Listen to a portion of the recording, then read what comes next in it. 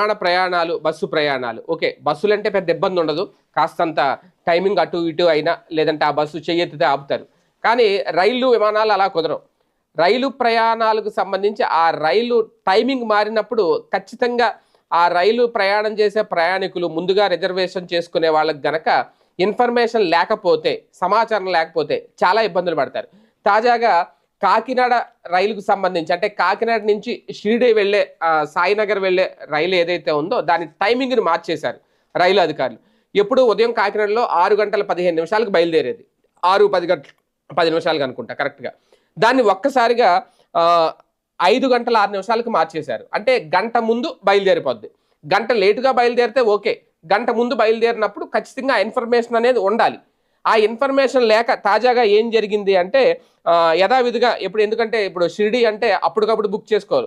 నెల ముందో 2 నెలల ముందో బుక్ చేసుకుంటారు. వాళ్ళకి